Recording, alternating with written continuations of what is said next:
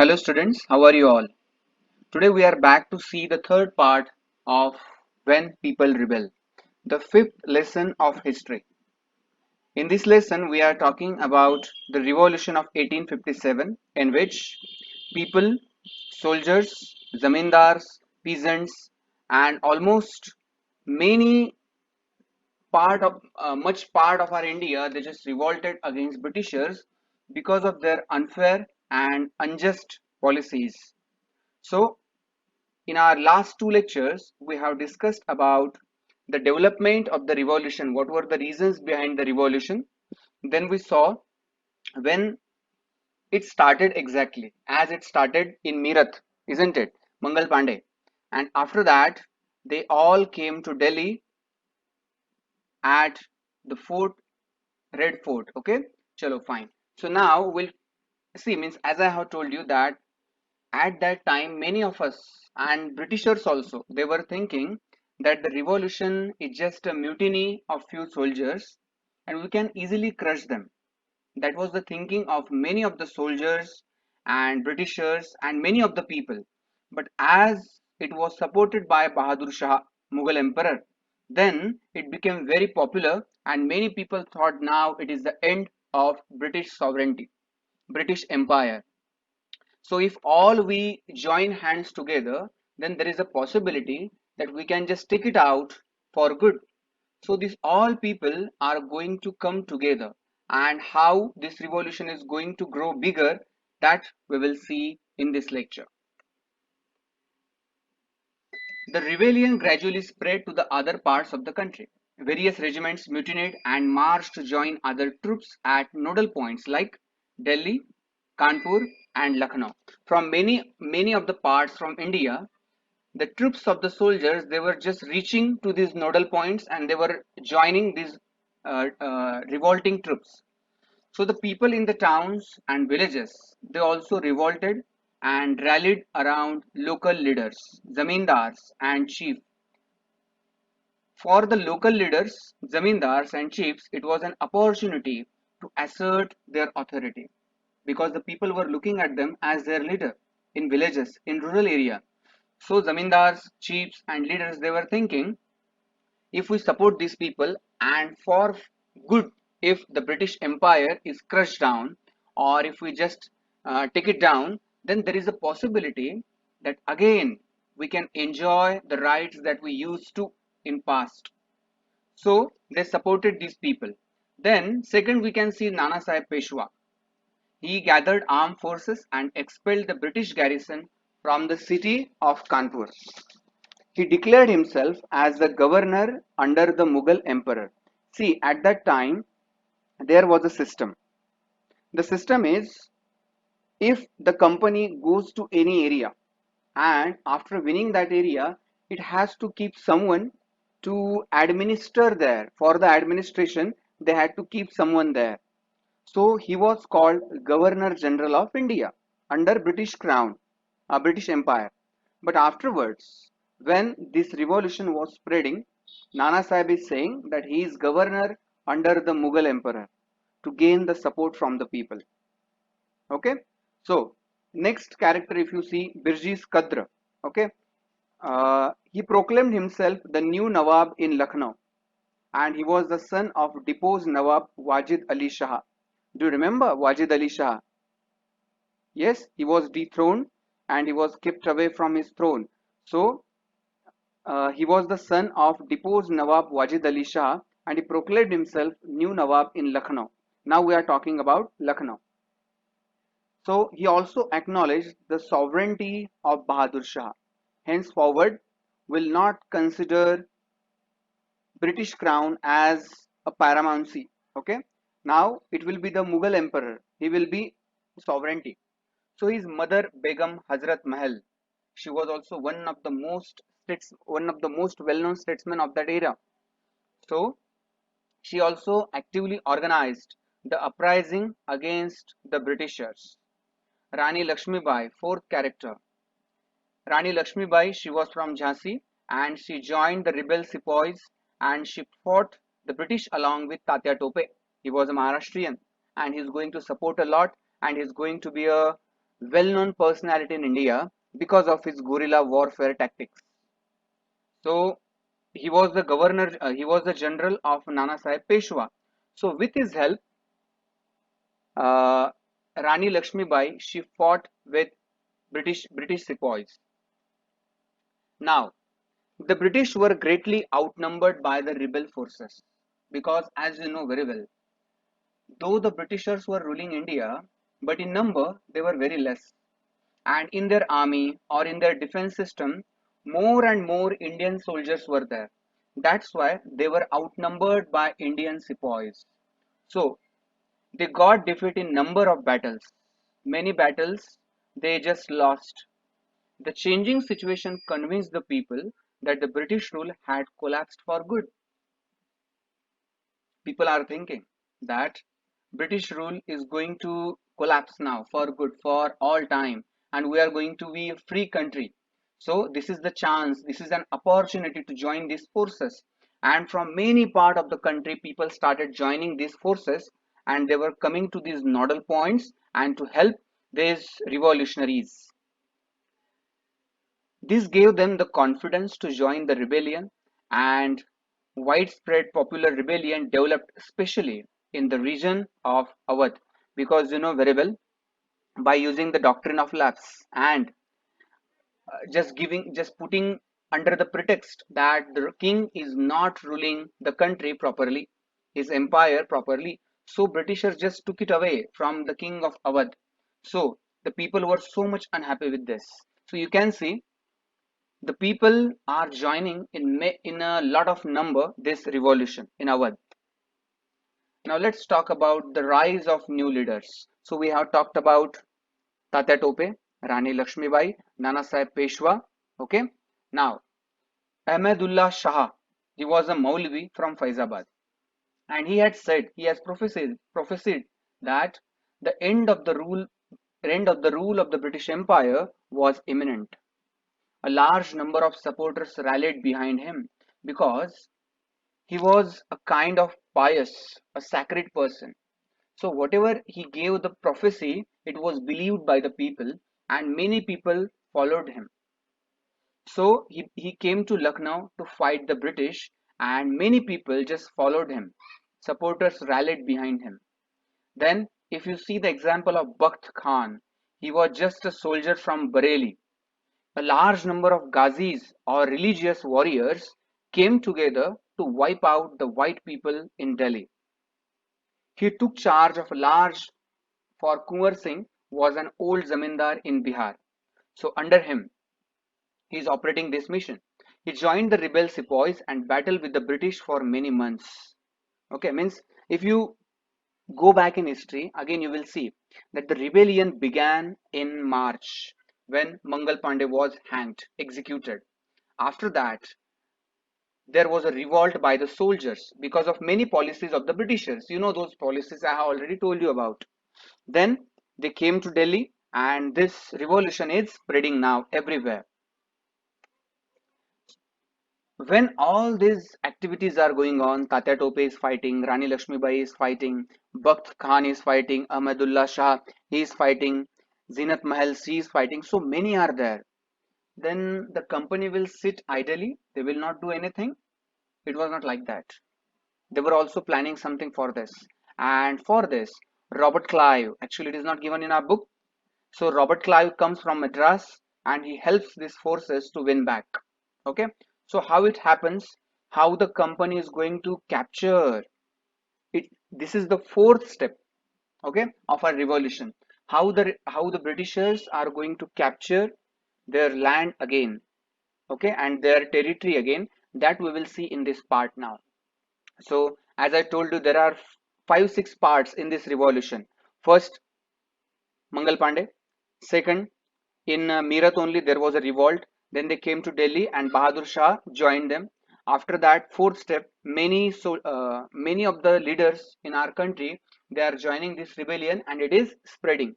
So when all these activities are going on, how Britishers are going to crush down this revolution, this revolt, that we will see in our fifth part. So let's begin. Yeah. So The company decided to suppress the revolt with all its might, and that's why they not only called from Madras reinforcement, but they also called from England. Reinforcements were brought in from England, and new laws were passed to make it easy to convict the rebels. As you know very well, in the British era, in colonial rule, there is one good system, whether we accept it or not, but it was a good system. Of course, Britishers just used it for their benefit, but there was a good system of judiciary. Means, if a person is found guilty, directly at the point he will not be killed. First, he must be tried in the court, and only the court can give him punishment, not the police force or not the viceroy or anybody. It's the duty of judiciary to give the punishment. No other can give the punishment. So they all were tried, and that's why in the judiciary many such a laws were brought by which it will be proved that these sepoys or these rebels, they are convicts. Okay, they are criminals, so that they can be hanged or they can be executed. So these changes and new laws were passed to make it easy to convict the rebels.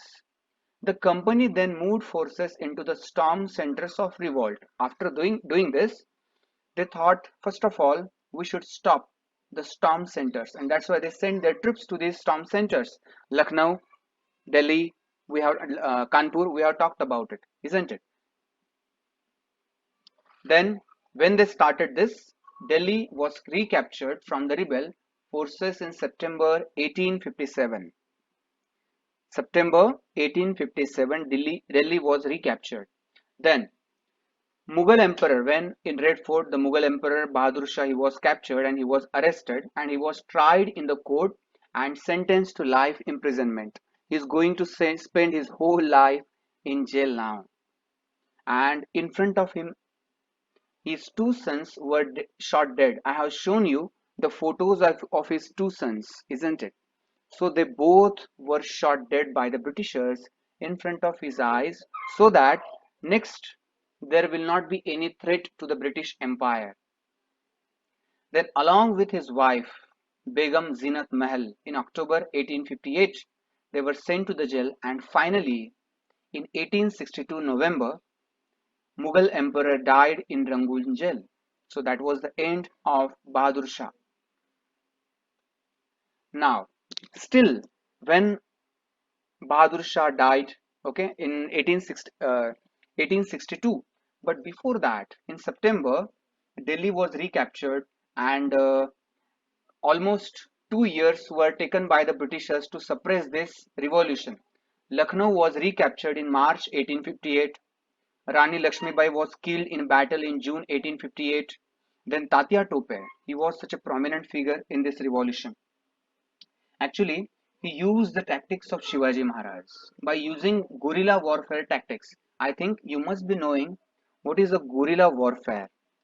See, when the enemy is bigger than you in might, in force, in strength, if he is bigger than you, then you can't go face to face.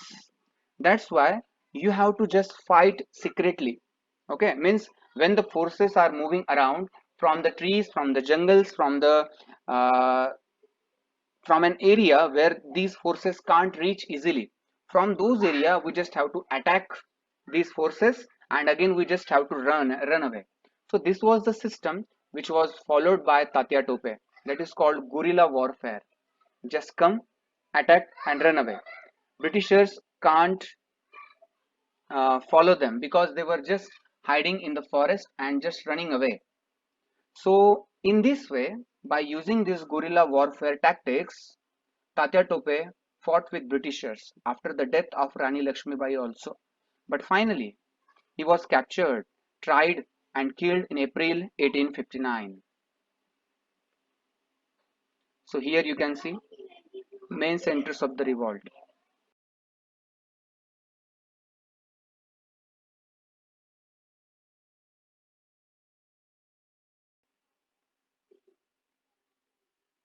shifting loyalties.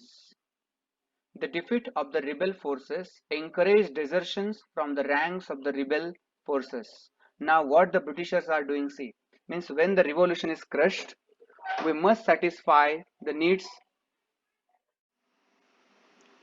They must satisfy the needs of the people. Means you will understand one thing here, that when the revolution is crushed down, after that, again, if you want to rule that country, if you rule that specific territory, then you must satisfy their needs, what they want. You must respect their tradition, culture. If you do so, only then you can rule it again.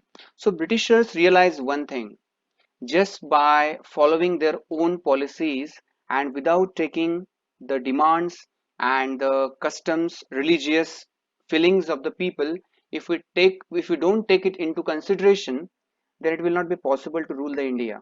So now see what the changes are being brought by the Britishers in our India.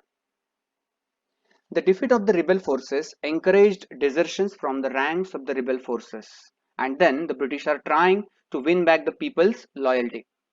So they are announcing the rewards for loyal landholders, and the loyal landlords were allowed to enjoy their traditional rights over the land. But if the rebels were told that if they submitted to the British, they would remain safe and their claims and right would not be denied. But there was one condition. If they had joined the forces, revolutionary forces, there is no problem. Okay. And if they submit, they will be forgiven. But there was one condition, that they must not have killed any white. If it is so, then they will be forgiven. So that was the condition. So hundreds of sepoys, rebels, and nawabs, they were tried in the court and hanged. After this, now, as I told you, this is the sixth step of revolution. When the revolution is crushed and all the leaders and the participants, they were tried in the court and hanged. After that, there were some changes which were brought by the Britishers to India. Which were those changes? Let's talk about it. First, the British could regain the control of the country by the end of 1859, but the situation had changed to such an extent that they were not in position to rule the country with their earlier policies, and many changes were introduced by the British. So first, in 1858, the new act was passed by the British Parliament, and according to that act, the power was transferred from East India Company to the British Crown. It means earlier the company was ruling India, but henceforward directly British Crown will take the responsibility of India as the subject of British India. A member of the British cabinet, second, a member of the British cabinet was appointed as the Secretary of State for India. Means he will be a Bharat Mantri. Okay, and he will be he will be direct representative or accountable to British Crown. So in this way, you can see that the governance of India will be direct responsibility of British cabinet. Then a council called the India Council was given to him, and the title of the Governor General, it's very important, huh? The title of Governor General was replaced by the title of Viceroy in India. And in the British system, Viceroy, he was direct representative of the British Crown, personal representative of the British Crown. So these many changes are taking after the revolution. Then means the people were assured that their empire or their kingdom will not be annexed afterwards. Okay, so if they want to keep their adopted son as their heir, then they can keep, there is no problem. But only the thing is, they must consider British crown as their paramountcy. Okay, so British queen will be their sovereign paramount, and all other kingdoms, they will be subordinate to the British crown. So that was the system. Then fourth one, they decided that the proportion of Indian soldiers should be reduced. Okay, and more European soldiers should be added in British military. Then also another decision was taken, that from Awadh, Bihar, and Central India and South India, there will not be recruitment, and only Gurkhas, Sikhs, and Pathans will be taken in the military because you must have understood what was the reason behind it. These were the nodal points of the revolution. Awadh, Bihar, Central India, South India, they were the nodal points. So if we take the soldiers from them again it will be difficult for the Britishers, and there is a possibility again the revolt can take place. Again it will arise. So they decided that from Gurkhas, Sikhs, and Pathans, recruitment will be there. Then Muslims were treated very unsympathetically with suspicion and hostility because, of course, Bahadur Shah. Yes, means, and many they participated in this movement, in this revolution. So their land and property was confiscated, and British decided after this to respect the customary religious and social practices of Indians. So the policies were also made to protect the landlords and zamindars and give them security of rights over their lands. So these many changes are brought by the Britishers in our India. So here is the short summary of our lesson. You can take the screenshot of this. Okay. Yes, chalo. So this was the last part of this lesson. I hope you must have enjoyed this.